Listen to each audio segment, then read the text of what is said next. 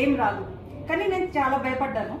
కానీ ఇక్కడికి వచ్చిన తర్వాత వెస్టీజ్ సిస్టమ్ ఎలా నేర్పించింది అంటే ఈచ్ అండ్ ఎవ్రీథింగ్. అంటే అట్లీస్ట్ నా పక్కింటి వాళ్ళతో కూడా నేను మాట్లాడేదాన్ని కాదు.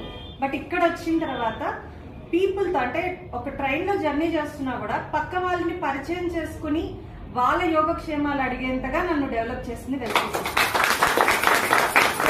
ఇంత అంటే మనల్ని మనం ఒక గొప్పగా తయారు చేసుకునేంత నాలెడ్జ్ కూడా నాకు వెస్టీజ్ సిస్టమ్ ఇచ్చింది.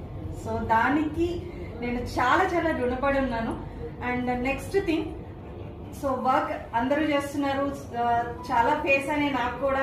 అండ్ ఇంట్లో నుంచి కూడా ఎదురైంది ఏంటంటే, మంచిగా క్లినిక్ రన్ చేసుకుంటున్నావు, నువ్వు ఎందుకు ఇలా సబ్బులు పేస్టుల గురించి ఒక్కొక్కరికి చెప్తూ ఉన్న పీపుల్ని కూడా పోగొట్టుకుంటున్నావు అన్నారు. బట్ అలాంటి టైంలో నేను ఈవెంట్స్కి అటెండ్ అవ్వడం స్టార్ట్ చేశాను. సో ఈవెంట్కి ఎందుకంటే నాకు చుట్టూ ఉన్న వాళ్ళే లో చేస్తున్నారు, నువ్వెందుకు ఇలా, నీ వల్ల అవ్వదు, నీకు ఇదంతా వేస్ట్, ఇలా చెప్తుండేటప్పటికి ఆబ్వియస్లీ కాన్ఫిడెన్స్ అంతా పోతుంది కదా. సో నాకు అవ్వదేమో, ఇది నిజంగా జరగదేమో అనేసి.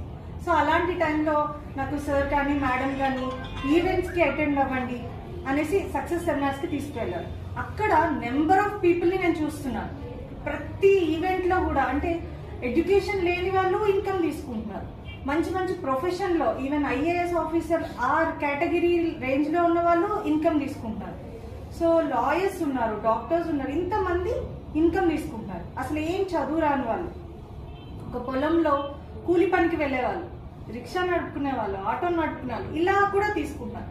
సో అలా ప్రతి ఒక్కరిని నేను ఈవెంట్కి వెళ్ళిన ప్రతిసారి కొంతమంది పీపుల్ని చూసేటప్పటికి మళ్ళీ నాలో ధైర్యం స్టార్ట్ అవుతుంది. సో నేను కూడా చేయగలుగుతాను, నాకు కూడా నేర్చుకోగలుగుతాను.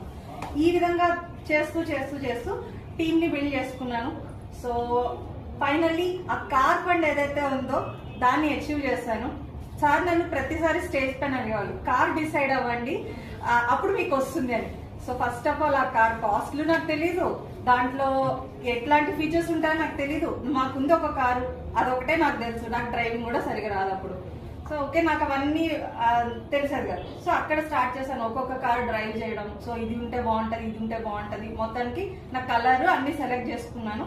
సో ఫైనల్ గా ఆ ఫండ్ అచీవ్ అయ్యాను, కార్ కూడా తీసుకున్నాను. అది కూడా ఇప్పుడు ఉమెన్స్ డే రోజు ఒక బెలనో కార్ బ్లూ కలర్ తీసుకుని మా హస్బెండ్ కి గిఫ్ట్ గా ఇచ్చాను.